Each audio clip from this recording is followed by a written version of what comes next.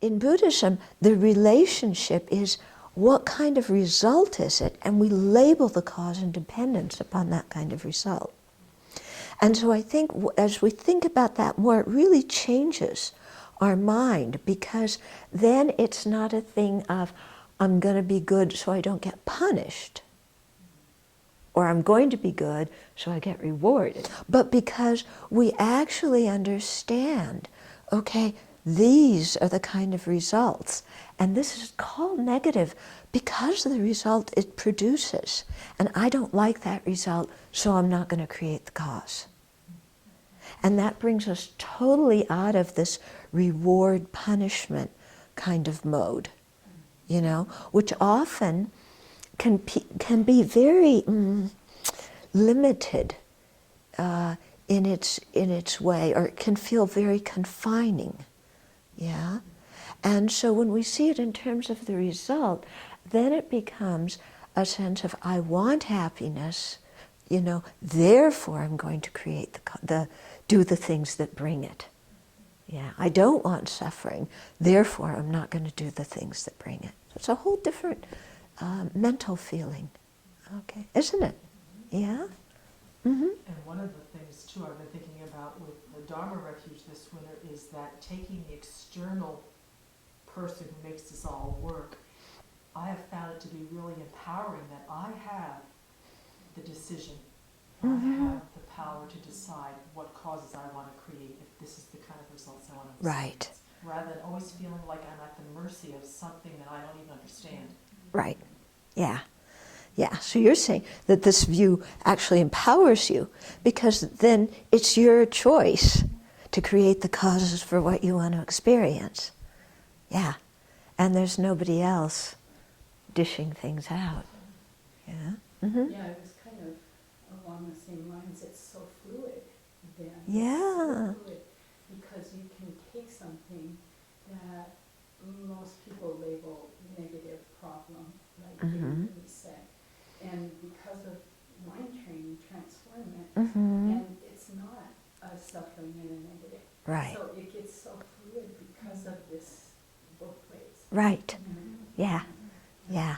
Yeah. So this fluidity, yeah, that you can, you know, when you get sick, you can say, this is, yeah, you can do taking and giving and say, this is something, you know, good. And then it becomes that way in your own mind. Okay? Mm-hmm. Where does dependence on parts fit in this? Yeah, I had that same kind of question, and I asked Jim about it. He was saying it fits in this dependent designation one, in the sense, but here it takes it a step further, because when you just think of dependence on parts in the first thing, it's the whole depends on the parts. But when you think of it in terms of dependent designation, the parts depend on the whole.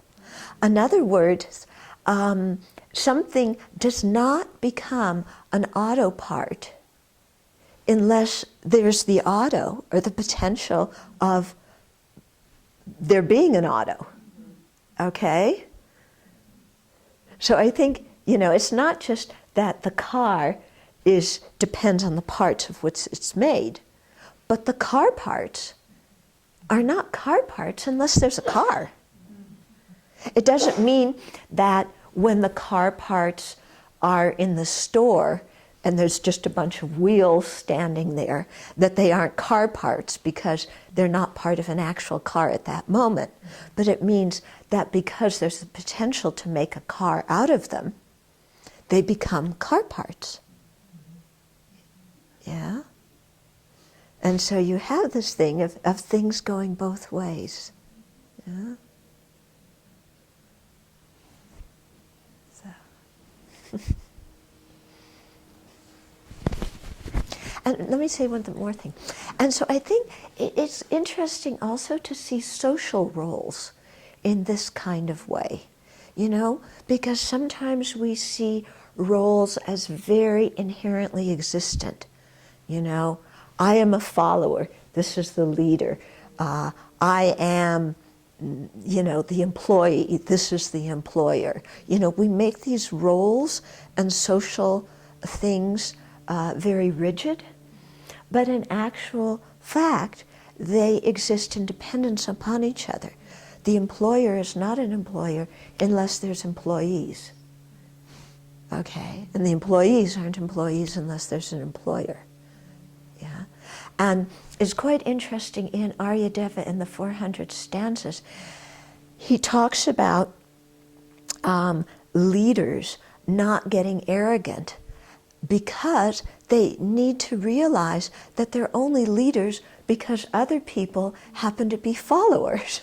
That there's nothing in their position in and of themselves that make them special or, you know, this, that, or the other thing, but that there's a social relationship, and because you have these both components of the social relationship and different definitions for each, then they depend on each other.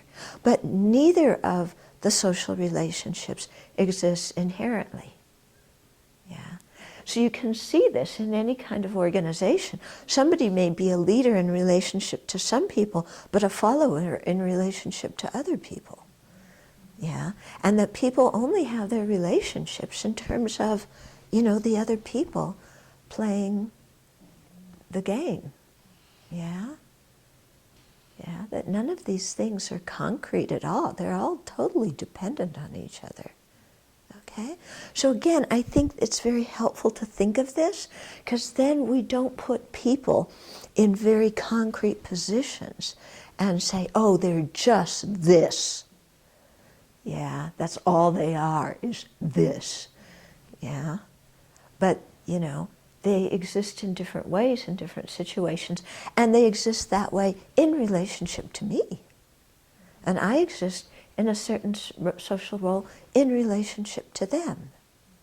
You know, it's like parents and children. You don't have the parents unless you have the kids, and you don't have the kids unless you have the parents. Yeah, they're dependent on each other. Yeah, so there's different social roles according to each one. Yeah, but they're very much dependent. So I think thinking like this cuts down a lot of our anxiety, you know, in how we relate to people of different social roles, because we realize the whole thing is dependent. There's nothing concrete in the whole thing.